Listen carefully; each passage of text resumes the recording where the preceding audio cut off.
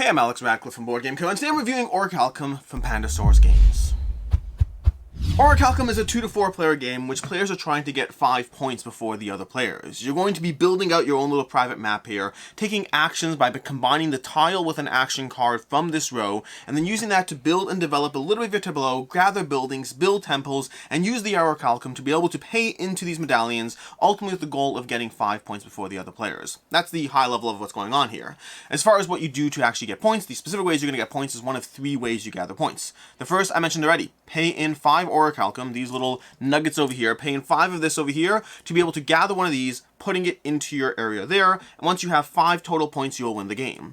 The second way to get a point is to build a temple. We'll cover how to do that, but once you do build a temple, you're going to gather one of these, flip it to its temple side, boom, there you go, that's another point. And the third and final way to get points is to be able to gather the favor of a god. You can only have one god at a time, bearing any abilities that might break that, but once you have a god, it will go into your tableau and it counts as one of the 5 points you need. The difference between the temples and the Orichalcum medallions over there is gods are fleeting and may not stick around. Those are the 3 ways you get points. You need a total of 5 points to win the game. As far as the game sequence, the actions you're taking, the structure of the game, on your turn, and there's a whole first player aspect, but on your turn, you're basically going to select a card and a tile. You're going to look at this row over here, picking a card and a tile, possibly paying legionnaires in order to get extra cards over here, or the higher level cards. So for example, I might go ahead and grab this tile over here, I'll grab this one, and I'm going to add it to my board. Let's put this temple back. I'm going to add it to my board, and I'm going to put this somewhere down on my area, and then I will take a build action.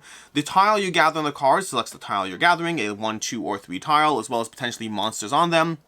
But then the action defines what you're going to do. In this case, I'm taking a build action, which has a few possible things you can do, but right now I'm going to focus on the fact that I'm going to build this tile over here. Because of the matching terrain type, I need to build these on the matching terrain type. So I'm going to gather this, putting this down here, and take an Orichalcum for that specific tile. Not all tiles will give you that, but the mines, when you gather them, will give you an Orichalcum. I'm going to add it to my tableau over here, my little pool, and the card goes into a bit of a discard, and everything slides down. That's a turn. You take a card, you take the tile, you put it on your board. What is it that you're doing and why? We're going to add a new tile over here, and then that's it. You're going to be cycling through that. So what are the actual actions or everything you're trying to be mindful of as you go through here?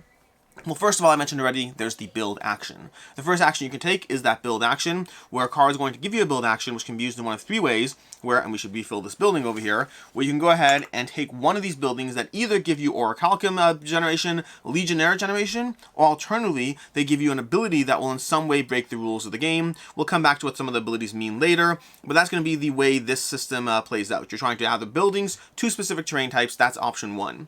Option 2 is paying that 5 Orichalcum to gather one of these. That requires a build action and 5 Orichalcum. And the last action is gathering a temple and putting a temple down on unique terrain types. So the way that works is, let's pretend that this was our board state over here. Let's pretend this was our situation over here. If you put down a temple on unique terrain types, you need 4 specific unique terrain types, and you can build a temple down on them. And lava counts as wild, so you can use as many different lavas as you want over there. We're going to put that down over there, and boom, there we go. We add a medallion to our board. Those are going to be the 3 possible build actions. Buildings, medallion, or building a temple. The other actions you can take are going to be Legionnaire generation or Orichalcum generation. When you take that action, let's say I take this action, let's pretend I had a few Legionnaires over here. I'll pay a Legionnaire to be able to take this card. I'll gather this tile, I'll add it to my board, and then I'm going to generate Orichalcum based on the number of generations I have. So I'm going to generate 2 because that's the action I'm taking. Again, the cards will slide down, and we can put on the next card as well as the next tile that will go on the card and gather a monster whenever relevant to put onto the tile.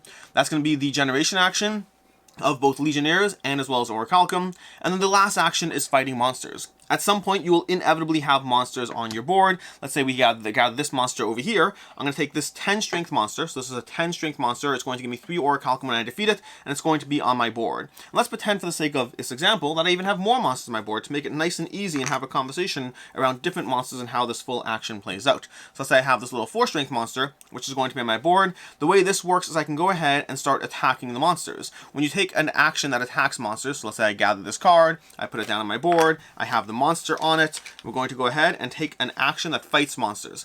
The way that works is I'll go ahead and I'll start by attacking this monster here, which is a 4 strength monster, and I'm going to contribute 1 legionnaire to the battle. When I contribute a legionnaire, it means you roll 1 die plus 1 for every legionnaire you add. So I'm going to roll 2 dice, and I got a 3 and a 1, which is a terrible roll, but it's still good enough to beat the 4. The monster will go to my defeated monster pool, I'll grab the Orichalcum on it, and I can continue fighting. Fighting can be continuous as long as you defeat a monster, so now I'm going to fight one of these 10 monsters over here. I'm going to add 2 legionnaires to that battle, and hope for the best, rolling 3 dice. Let's see if we can fight the next monster. We got a 2, 2, and a 1, which is unfortunately not enough to kill the monster. Had I rolled a skull at any point is a guaranteed death. There are no 6s, there's 1 through 5, and then a skull, which is a guaranteed death. But in addition to this, because I did not kill the monster, these legionnaires will stay at the monster's base, and the next time I choose to fight the monsters, I'll be able to reuse them. Unfortunately, I can no longer continue fighting monsters, so that monster fight action is over. So again, fighting monsters, you can fight a monster, you roll 1 die plus the number plus 1 per legionnaire you add, up to a maximum of 3, and then if you do not win, you do get to use those legionnaires for future battles, but you must stop the fighting action. Past that, the other things you can do on your turn is when you're done selecting a card, you can take a bonus action. Bonus actions are listed on the side over here. You can only take 1 bonus action, but those actions are either contributing 2 legionnaires to take one of these 3 actions, not a legionnaire generating action. That's to kind of prevent, paying 2 legionnaires to generate 4 legionnaires if you have that system set up. Similarly, you can pay 2 Orichalcum to take any action except for generating Orichalcum. And the last action is you can pay in 2 monsters that you've defeated to be able to take any action. You can do that once per turn, but that will give you a great range of freedom as far as taking other actions that will benefit you. A few other small things to cover. Whenever you get the way you're going to gather a god tile, I mentioned these god tiles over here that will give you both an ability as well as counting towards one of your 5 victory points. But whenever you have 3 land masses together that create a common type of land mass. So for example, if I put this down over here, I now have 3 sand, which means I'm going to go ahead and generate. I'm going to gather this god, which is going to go in front of me. At any point, if another player gathers 3, even if I have more, even if I have 5, but at any point when someone adds a 3rd or more spot to a certain terrain type, they can gather a god, although you are limited to having 1 god of each type, so you have to take that into account. And then each god is going to give you an ability. This ability, for example, means that doing a monster fight, I can flip him to gain a guaranteed kill against the monster, which can be very useful, especially against the 12 strength monsters. Whenever I continue this terrain type, if I further add more to sand, then I'll be able to unflip this monster. So even if I already have the god, if I continue to add to the terrain type, I can further unflip the god. And that is basically everything going on in Orichalcum. You're going to be taking actions every round, gathering a card, gathering a tile, using the action on that card, putting the tile down, trying to build out as you need. The gods are going to give you 4 different benefits, either killing monsters, doubling your Orichalcum production, doubling your legionnaire production, or getting an extra build action when you take a build action. You're going to try to combine all of this into a puzzle that results in you winning the game. A few small notes on buildings. I'm not going to go over everything, but for example, this building lets you go ahead, whenever you kill a monster, you'll get an Orichalcum. This building lets you increase the benefit of the action. Now you can trade in a single monster to take an extra action instead of 2, and this building is going to go ahead and count, let's say, 2s. When you roll 2s, you'll count them as insta-kills. So buildings are going to give you a combination of abilities and or legionnaire or Orichalcum production, and as you use those, this is a big deal, you cannot build temples or buildings adjacent to monsters on your board, and additionally, you cannot win the game as long as you have monsters on your board. So you want to take that into account as well. And with that, let's go ahead and dive into the review, starting off with ease of play. Rules are very easy to dive into. They're pretty self-explanatory, not self-explanatory, they're not in the slightest self-explanatory. They're pretty easy to understand. A short rulebook, maybe 5 or 6 pages.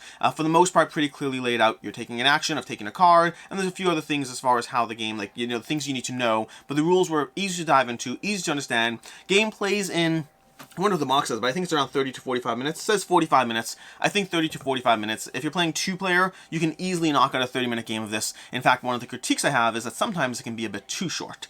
As far as what I like, don't like, and can see others not liking, first of all, vying for the gods in general. In fact, the general terrain that you're building out on this board, you're trying to balance a few things. You're trying to have spots for your buildings, but you want to also have spots for your temples, and you also want to have terrains growing out so you can gather the attention of the gods, which is useful not just for gathering attention of the gods, but also if your opponent is about to win because they have 4 points and one of those points is a god, the ability to be able to pull that away from them is a big deal to be able to actually make sure the game extends and that you can actually win the game. So the vying for gods, the general way you're building out your board, how you're managing terrain is a big part of the experience, and the combination of choosing a card and a terrain, trying to balance your multiple needs as you go through this, It's a very simple engine, but it's a very clean and accessible engine. Speaking of engine, you're also generating out your production engine as well as your tableau of abilities. Those buildings over here are a big part of what I like in the game because it makes you feel more powerful in the game. Gather 3 or 4, Orichalcum productions, you can start generating Orichalcum every turn, which can be incredibly powerful to be able to quickly buy your way into 5 points. It can be very advantageous. Also, gather abilities, and abilities will help you become more powerful in different ways. In battle, in, being able to hold 2 gods instead of 1, you'll have different things you can do as you gather more buildings, and so you are building out a tableau even as you go through this action selection process. And then if you're ever stuck in actions, being able to pay into specific actions gives you that freedom that you might otherwise crave. And in general, the game gives you 3 ways to get points, but multiple pathways as to which element you're going to follow, whether you're going to be trying to utilize a monster engine as far as getting more abilities and taking down monsters and getting them off your board, whether you're building temples for free because they don't cost anything, whether you're paying in 5 Orichalcum to get those extra medallions while also gathering a god. The game plays quickly, is very accessible, very easy to dive into, and gives you multiple pathways towards victory. As far as what I don't like in the game, the first thing is that the game can end too quickly. I've played Orichalcum a bunch of times, and sometimes it's a very rewarding experience that takes, 35, 45 minutes, and I feel like I'm getting enough of an engine going, and then someone pulls in the win. But I've also had games where somebody just managed to win after 25 minutes by just getting something up and running that worked really quickly, and I think the game drifts a little bit on the fast side as far as my incentive in the game to build up a tableau, to build up abilities, and more Orichalcum production or Legionnaire production. The incentive in the game to build up an engine is a little bit compromised by the fact that the game ends quickly enough that more time spent on your engine means you're ultimately not going to win. Which is a strategic aspect. You have to balance that, of course, but it means you're not really going to have times where you're generating 3 or 4 Orichalcum production in a single turn, because by then somebody else has already won the game. That arc of building up a tableau versus cashing in a tableau, it's a very short arc because the game is only 5 points, and getting a god is often fairly easy, which means usually it feels like a 4-point game, practically speaking, and that just means that there's not a lot of time to do all the fun things. Additionally, the card tableau over here is a little bit annoying. Not the end of the world, but you're constantly reshuffling cards. The deck is fairly small, so you're constantly reshuffling. The whole aspect of grabbing a card, sliding a tile onto it, it's not a big deal, but for a game that's this fast and accessible, it feels a little fiddly as far as making that whole card tableau work. Not the biggest deal, but it certainly was noticeable as far as how this game works. And then secondly, lastly I should say, cashing in on bonus actions means the action economy of the game doesn't feel as tight as I would like. One of the things about Orichalcum in general, the first time I played into it, I dove into it, I was like, oh my gosh, I need to get this action or that action, which action is going to pay off for me, but I don't want that terrain tile. I had that challenge, that choice of trying to feel like I needed something. And as I played the game more, I found that extra actions, bonus actions, are often the faster way to get what you want out of a specific thing. If you need that Orichalcum production, if you need that extra build action, if you need to fight monsters, you often have that flexibility through your bonus actions you can take every turn, which made this puzzle just far less compelling to me. The more I've played Orichalcum, the more I find that I don't really care that much about action I get. Sometimes I care a little bit, but it's usually like, oh, I don't want a Legionnaire action because, well, I don't have Legionnaire production up. But any of the other 3 are totally fine, and I can get the actions I don't need from my side thing. So I find that the puzzle, the core puzzle the game gives you, as far as the action versus tile, is heavily compromised to me because of the fact that these actions kind of give you whatever you want, access to whatever you want, taking away from some of the tightness of the experience.